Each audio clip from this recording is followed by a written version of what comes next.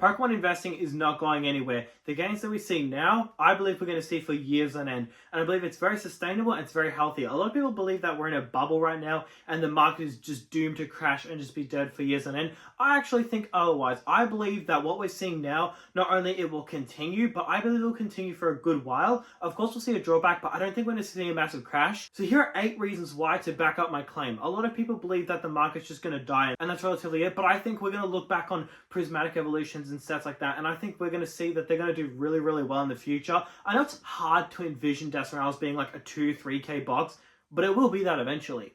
And the whole idea that modern is dead, I'm not buying it. And today's video, I'm going to discuss why. Now, I've got a lot of information to break down, so let's begin. So number 8, the difference with Pokemon investing compared to other investments is that you have so many different things you can invest on. You see, with Magic of the Gathering, you have collector boxes and play boxes. That's it. There's no Elite Trainer box, no collection box, no Japanese, no Chinese. No. It's just English booster box or collector box. And then with One Piece, you've got just the normal booster box. So you don't really have a lot of movement. Yu-Gi-Oh! You've just got practically the normal booster box. The thing about Pokemon is you have ETB, Blister, Loose Packs, Booster Box Case, ETB Case, Pokemon ETB, Slabs, Sealed, Promo, Stamp.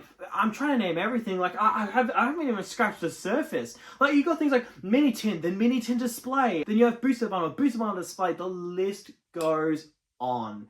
And what this does is that splits everybody in their own little groups. Now, what will generally happen is this basically means that the smartest investors win. And I'll tell you why.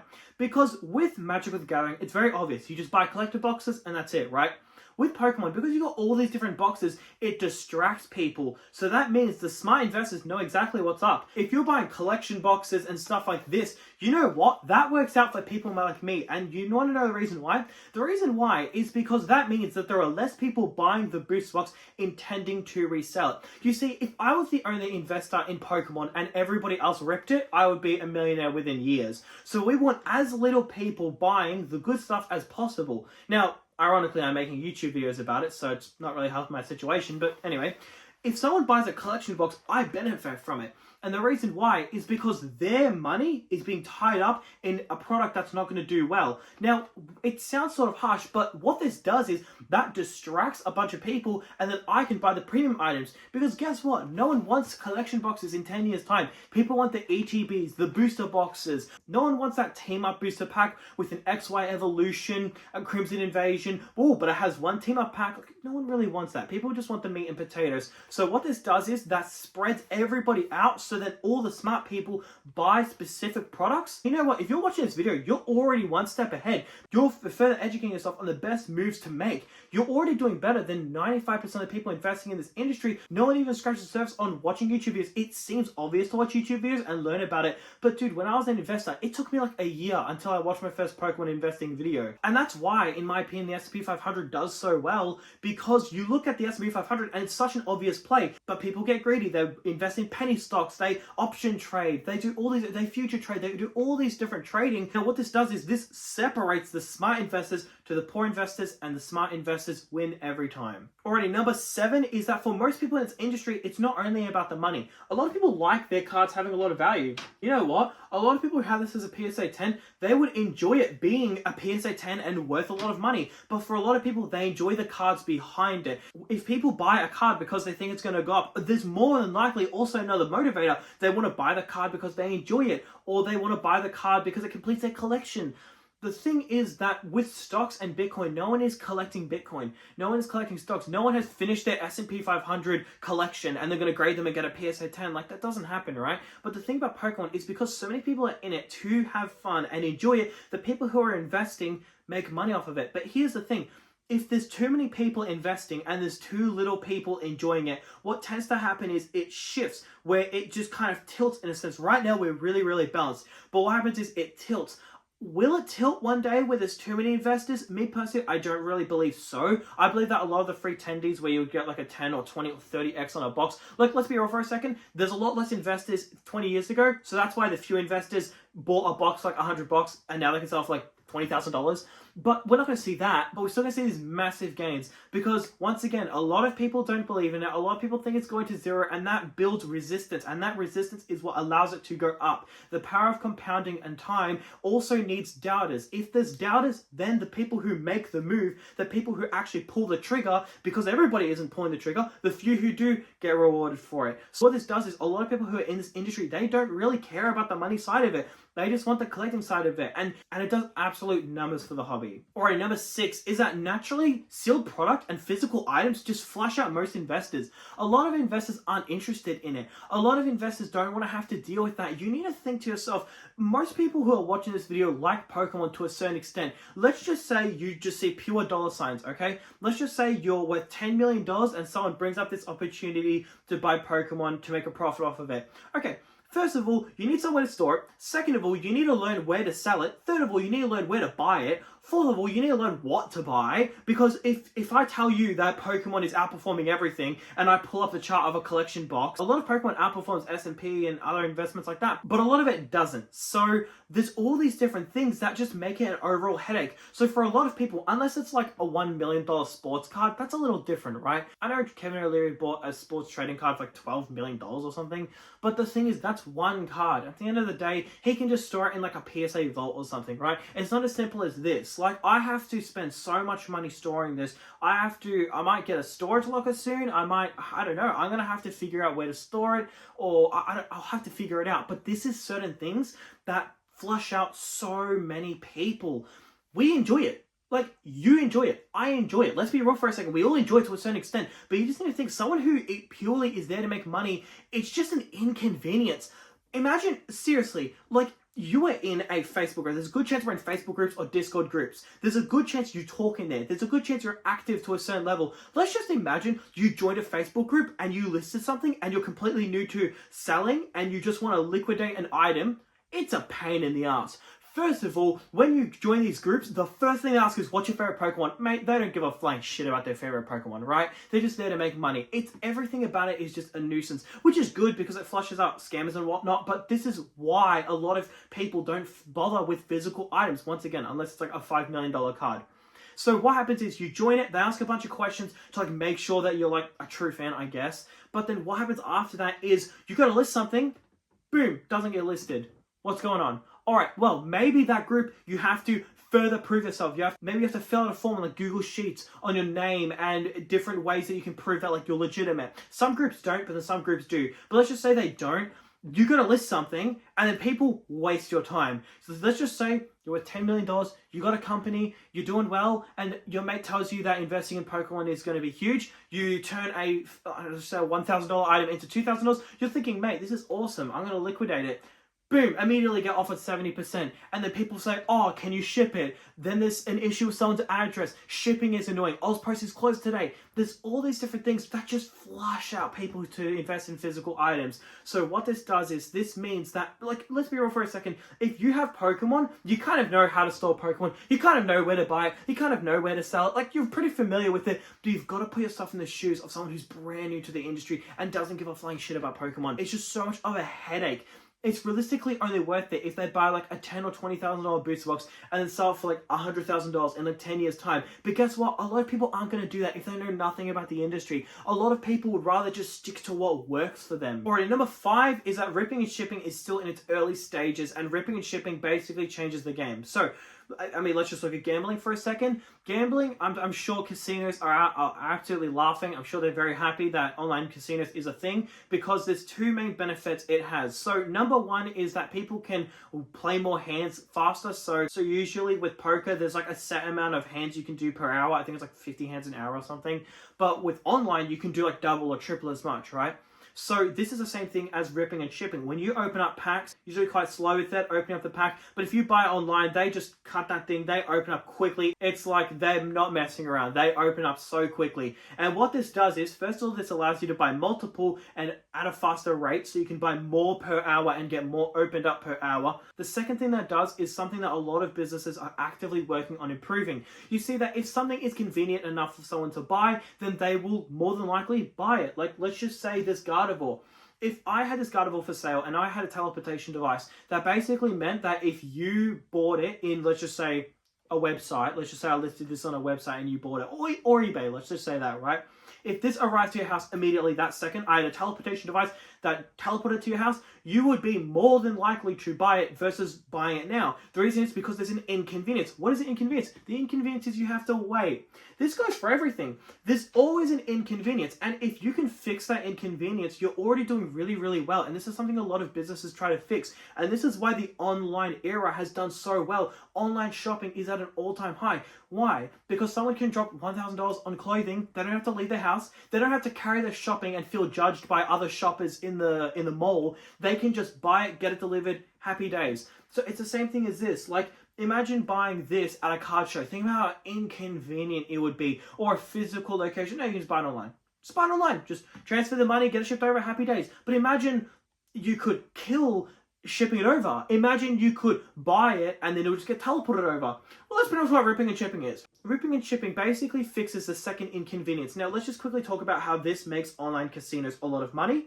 So how it makes them a lot of money is you don't have to drive to the location and you don't have to do it physically. First of all, there's less shame in there. A lot of people generally feel shame if they have to go there, they have to walk. Maybe they're scared that like their partner will like track them or something. You know, there's different inconveniences, and a lot of people would gamble, but then they would think, oh, nah, you know what? I actually just might not. I can't be bothered. I mean, how many times do you think about getting Maccas or think about getting, I don't know, a cheeky like I don't know, ice cream or whatever? I'm just thinking of something like sweet or something, right? How many times do you think about that and then you think, nah, I can't be bothered? I mean, the amount of times I've thought to myself, I'm like, man, I can't think of anything. I don't know, I guess it's a coffee or something. But all the time I just think, like, man, I can't be bothered. Like, the amount of money that saved me and the amount of money businesses have lost, but they can't fix that issue, right? They can't just teleport coffee to me, right? So what packs do is they fix that issue. So they fix the issue of, like, having like loose wrappers everywhere, because opening packs and then pulling nothing, it is like this guilt in a sense, and this like embarrassment when your room is just full of packs. Like, it's almost like you don't want someone to walk in, because then you're gonna be like, oh my gosh, like, well, what were you doing? Oh my gosh, I just opened up $1,000 of Pokemon. Like, it's very embarrassing, right? So this just fixes all of those issues. It makes it a lot more comfortable. Now, it is kind of grim because a lot of people are going to lose money over it, and it's going to destroy a lot of people's lives. Like, there's no doubt. I've already seen videos of people online saying that they've lost like $20,000 from just buying rip and chips, and they're just like addicted to it, which sucks. But at the same time, I'm not giving my opinion on that. I honestly don't care. I know it sounds harsh, but it's just not really like my place to comment on or fix on. I'm just saying how this is going to make Pokemon go up a lot. So what this does is this just fixes those issues, gets to the point, and bam, people can buy it online. This is a game changer, and we haven't even seen the real effects of this. We're only going to see the real effects of it like 5 years in the future. That's when we're going to see the real effects of it. Like, could you imagine Sword and Shield, Sun and Moon, or like Scarlet and Violet like flip other sets? Like, could you imagine Sun and Moon flip like Black and White? Like, Black and White booster boxes, you count up every single booster box in Black and White, and then you count up every single booster box in Sun and Moon, and Black and White is worth more. Like, will we ever get to a state where like Team Up is like a $40,000 booster box because so many people crack it? We could get there one day. And to act like that's not a possibility is just ignorance, because people always act like there's this mysterious ceiling and it just gets broken every single time. Alright, number 4 is that for a lot of people who are very rich, like, let's just say, if you're thinking, like, why wouldn't someone just invest, like, $100 million in Pokemon? Like, $1 million I would get, but, like, if it's, like, $100 million, it does kind of become a bit of a stretch. So, if someone were to invest $100 million in Pokemon, my issue with it, well, I suppose their issue with it, would be selling it. Of course, we've got the issue of buying it, storing it, and all of that, but realistically, buying it, like, it wouldn't be too difficult to buy it. I mean, if you call up a store that you need $100 million worth of Pokemon, like, come on, I'm pretty sure people would make it work. Storing it is like annoying, but it's not a deal breaker. Selling it is actually completely different. So the problem about selling it is that this market is just not large enough for it to absorb that. And there's this formula where the gains can be really, really good, but if it's too difficult to realize those gains, it's actually not worth it. A great example is EXs. Let me ask you, when an EX goes from 30 cents to $5 because it's a playable card, if you knew it was going to go to that price, would you buy it? And a lot of people are going to say no. Why? what are you going to do? Invest in 10? Oh, congratulations. Sweet, you turned $3 into $50. Now you can fill up your car with fuel. It's not worth it. But then if you were to say, all right, well, I'm going to buy 10,000 of these, you're not going to sell 10,000. You're not going to be able to. By the time you're able to sell that, that thing's going to go down in price because it would have gone out of rotation, even if you bought it right as the card book came out. Even if it would take years and years to sell like 1,000 or 10,000 units, it would take so long. It would not be worth it. And you would literally be packing orders. You would literally be packing orders for like a $3 order. It's not worth it. So your answer would be that it's just simply not worth the time. Now, imagine someone who's worth $100 million, right? If they can turn, let's say, 50K into 200K, that's virtually nothing for them, considering the difficulty it is to sell 200K worth of Pokemon. It's not an easy thing. Now, I will say, people just, like, I just want to say, if people say that selling Pokemon is hard, they are point blank wrong. Like, people who say, good luck selling it, it's all fun and games until you sell it, bullshit. Not true. Very easy to sell. 200K, completely different story. That's not easy to sell. But people say, like, I don't know, it's a coping mechanism, right? Like, someone will, comment on a video where someone bought a box like $500 and now it's worth like $5,000, and people will say like, oh yeah, well, good luck selling it. It's not hard. It's very easy. It's not difficult. Well, you're not selling a collection box from 20 years ago that has an exclusive promo inside that's worth $10,000. Like, you're just selling booster boxes. It's not difficult. But selling like $200,000 or $300,000 worth of booster boxes is not worth the person who's worth $100 million. Think about it. $100 million. That means they're probably making like 3 to 5 mil per year. More. They're probably making more per year. Usually once people get above that few mil range, it just snowballs from there. It's not worth their time. It's never worth their time. You just got to think, unless they're buying like a first edition booster box case, which is practically non-existent, for like, I don't know, $5 million, and then they sell it to one private seller for like $10 million. Okay, that's different, I guess. Sure, storage is easier, buying and selling is easier, like, everything about it is easier. But dude, storing $200,000 worth of Pokemon cards, like, could you imagine someone bought like Paldean Fates displays? $100,000 worth of that would take up so much space. I mean, it would be a pretty large amount of this room, but on top of that, it would be pretty difficult to sell. So like, I understand how people say, oh, well, storing it is hard, buying it is hard. Those are difficult, but it's just selling it is a different ball game. And usually, here's the thing that I find very interesting. Usually selling a 200K collection is like someone's like one of their most significant parts of their life, right? Like, if someone has a 200K Pokemon collection, usually they say like it was extremely difficult to sell, or they'll have to sell it to a card shop for like 70% or like 80% of market price. But here's the thing. Imagine a millionaire doing that to make like 100K profit. It's not worth their time at all. That's like 0.1% of their portfolio. And even if it takes more than like 2 days, not worth it. Alright, number 3 kind of goes back to my original point, but I've got a bit of another thing I've got to add. So when I was saying that storing it, selling it, buying it, all of these are pain, right? Like, when you join Facebook groups, it's really annoying. But here's the thing. For us, it's not annoying because we genuinely enjoy it. That's the difference, is that we enjoy it. So number 3 is that we don't really see it as work. Like, when you meet up with somebody to sell a booster box, and let's just say you talk to them for 15 minutes, you have a good chat, most people don't like clock in and treat that as work. Most people will, obviously they'll say that they're working, but they'll really, really enjoy it, right? For someone who's really wealthy, it's not worth their time. So why is this so significant? Why am I mentioning rich people so much? The reason is because your problem in an investing scene is when you have large whales buy up the market. Because what that does is, if a large whale buys up the market, that is horrible for it. And I don't know why people act like the rich buying up a market is a good thing. It's actually really a bad thing if they take up too much of the market. So usually what will happen is, if a whale buys up, let's just say $100 million worth of Pokemon. Say someone just dropped $100 million worth of Pokemon. What would happen is that immediately everything would shoot up. Immediately there'd be so much hype. People would be going crazy. Like, Kevin O'Leary buying that trading card is so much different to Steel Product. He's not buying 151. He's not buying Paldean Fates. He's buying a trading card. It's like a completely different ballgame. Buying one trading card is completely different. So the reason why it's so important if rich people enter the hobby and people with a lot of money, like, let's just say $100 million of money shifted into Pokemon, what would happen immediately is there would be a lot of hype as it goes up. And a lot of people would think this is a good thing.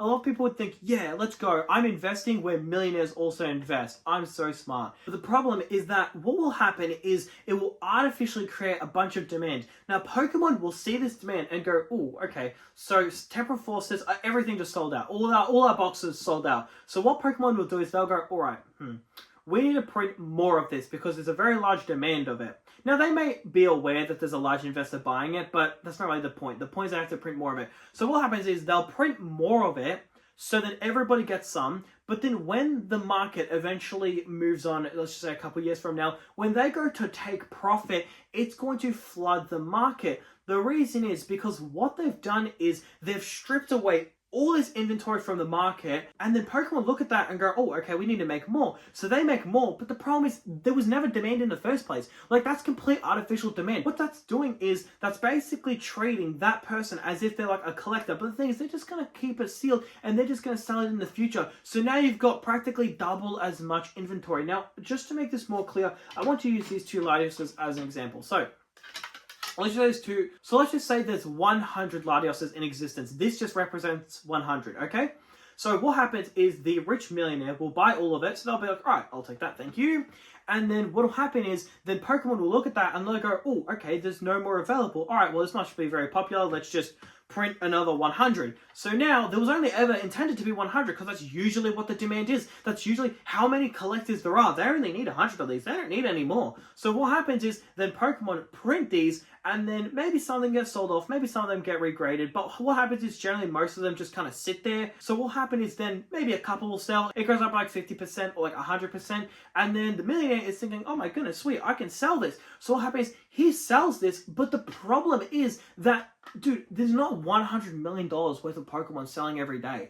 Like, if this dude goes to dump like $100 million worth, it's going to flood the market. And I think that's what happened with Shining Fates. Shining Fates came out the bat and it sold out immediately. But the problem was that a lot of people who bought it didn't actually intend to open it up. A lot of people just intended to buy it to resell it. The problem that surfaced is that the second Shining Fates slowed down in the slightest, those scalpers immediately dumped it, then Pokemon immediately printed some, so you just had this massive influx that hit the market, and then fire sales had to roll out. When fire sales start, that's when people realize it's a crap product. Like, think about it. Imagine I had this Latios listed for $1,000. I had it listed for 2 years. I don't care when it sells. And the one day I listed down to $500. You would think like, oh man, that's not doing that good. And then people would get this bitter taste in their mouth because it's no longer this massive grail that's worth a lot. It's just worth $500. So the same thing happened with Shining Fates is that now they're on sale and you can't really move them. It would not be a good thing if a person with $100 million just bought up the Pokemon market. It would not be a good thing. If someone bought, I don't know, say $5 or $10 million worth of Pokemon booster boxes on the Pokemon Center store, they would just print more. They would just, if they see that there's a demand for it, and maybe not now, like, I'm not necessarily saying it has to be now, but maybe in the future, like, if the market is quiet, and then all of a sudden it sells out, they'd be like, they'd look at that and go, oh, okay, like, that's not good. Like, imagine Obsidian Flames. Imagine someone invested $100 million worth of Obsidian Flames. Could you imagine that this entire time, Obsidian Flames was actually not bought by normal people, but it was just bought by someone who has $100 million worth of Pokemon, and then now he's thinking about taking profits. All this artificial demand, artificially withholding the supply so there's less of it and it's more scarce, and then dumping it later, that's pretty much what's called a pump and dump, right? And realistically, the only thing Pokemon could do to fight against this is just simply not reprint it. But then if they don't reprint it, then people are going to get mad and it's going to cause friction. So it's just not a good win overall. But I also think that rich people kind of know this. Like, they're not idiots. I'm pretty sure they can recognize that the Pokemon market would not be able to absorb $100 million worth of sales volume from like one item. So what that does is, then that means that a lot of people kind of back off from it. So that's why it's kind of like capped in a sense.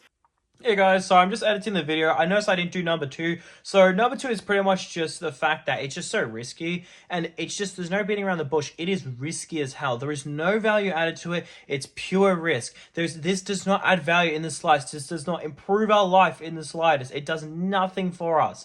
It's just pure speculation that in the future people are going to want it, and like more than they want it now. The thing about that is that scares out a lot of investors because they want to invest in something that's safe, especially if they're really wealthy. Think about it, if someone is worth like $100 million, Why would they want to tap in like 1, 2, 3, 4 mil into something that's incredibly risky and also hard to sell? If it's something like a penny stock, I would get it because it's very easy to sell, but to do all of this effort, buying it, storing it, selling it, have this entire plan just for this insanely risky play. For us, it seems obvious. For a lot of people, it's not obvious, especially when they start to pull up charts of stuff that doesn't go up, like items no one really talks about because it's not fun to talk about, like EXs and stuff. It seems too risky for most people. Or number one is that Pokemon actually doesn't go up a lot. And this is something that a lot of people don't talk about, but it's very specific items. Remember when I was saying earlier that a lot of collection boxes just don't outperform the S&P or outperform other investments? Yeah, that's the thing, that people kind of look at the selective items. Like, what about $50, like, what about Skunk Tank from Silver Tempest? So when you tell me that Sword Shield all arts are on fire, no, it's like 5% of the all arts are on fire. If you ever see a thumbnail that says like Scarlet and Violet singles are on fire or Sword and Shield, just know that that's not true. Vs are not up, VMAXs aren't up, Full Arts aren't up, Trainers aren't up. The only thing that's up is like 3 cards of a 200 card set. Now sure, you could use the excuse that like, oh, okay, well there's like 170 base cards. Okay, what about every single V?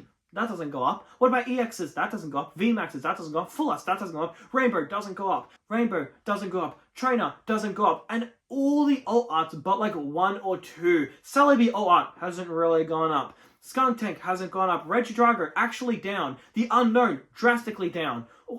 Like, dude, I thought the Pokemon boom was in the room with us. Like, where is it? I can't find the boom. But you know what it is? It's the fact that people don't like to talk about that. They only like to talk about the stuff that's up. And you know why? Because take a look at Black and White. Black and White, before they announced the Black and White set, it just did not move. Like, Legendary Treasures was the same box price for so long. Black and White base, all those were all the same box price for the longest time. The thing is, no one was talking about that. People were talking about Megas, or they were talking about tag teams or gold stars, because that was actually what's hot. Think about it. Why is no one talking about PSA 1 Charizard Unlimited? Because it hasn't gone up. Why is no one talking about the $20 holos in vintage sets that haven't gone up for like 5-10 years? Like, the same price that a lot of vintage holos are at like 10 years ago is literally the same price that it's at now. So no, Pokemon does not outperform the S&P. Selected products do. Now, of course, it's obvious what the selected products are. Like, it's not hard to predict that a $5 card is not going to go up, but then a $100 card does. But to act like everything is going up, that's just bullshit. Now, if base cards started to go up to like $1 or $2, VMAXs and Vs were like $10 each, all arts were like $10,000 each, okay, I would call it a bubble. But the mere fact is that you are being fed this lie that all of Pokemon goes up. No, all of Pokemon does not go up. It's like literally 1% of the cards that go up and like 1% of the sealed products that go up. Everything else has just been dead. Like, take a look at vintage boxes. Vintage boxes don't really go up unless it has gold stars or it's like, I don't know, I guess Neo Genesis. It doesn't really go up. Like, take base set. Base set was $40,000 5 years ago and it's $40,000 today. It's like, it hasn't moved an inch. It literally has not moved an inch. That is depressing. But no, people love to just pretend like it goes up. No, once again, it does not all go up. Selected amounts do. I just want to close off on this. So basically, Labubus is, obviously a lot of people know what Labubus are. If you don't know what Labubus are, it's basically just this doll that's been exploding in value. Just this cute little, like, it's got a unique artwork, so people kind of like it. It's got like this unique face in a sense. So basically, it's going up a lot, and people are saying it's outperforming the stock market and this market and that market. Now, if we look at that, notice how every single Labubu has just taken off. It's like, if you got a Labubu at retail, you just be doing great for yourself. Now, I don't really track the market now, but like months ago when it really was like in its peak, it was just doing ridiculous. Every single thing was expensive. The difference with Pokemon is every single thing is not going up. Like, oh my goodness, Paladin Fates, it's a complete bubble. It's market manipulation. Is it though? Because Surging Sparks singles are at an all-time low. Twilight Masquerade singles are at a year low. What, Prismatic singles are crashing. Prismatic Sealed is crashing. Sorry, I thought the bubble was in the room with us. What you're doing is you're looking at 1 or 2 sets, they go up, and then you just call bullshit. Oh, it's market manipulation. Oh my goodness, it's a bubble. It's going to explode. Oh, dude, freaking bullshit. Like, Rebel Clash has not moved up an inch. Like, Darkness Ablaze has not moved up. Vivid Voltage has not moved up. So what do you call those? You're like, oh, well, that's a bad product, so that wouldn't go up. Okay, so then when a good product goes up, then that's market manipulation. But then when a bad product doesn't go up, it makes sense because it's a bad product. It doesn't really make much sense, right? So that's really my argument towards why I think Pokemon will go up and continue to go up. And that's why I'm so confident in it, as you can clearly see. So that's going to do it for today's video. Let me know what you think, guys. What's your opinions?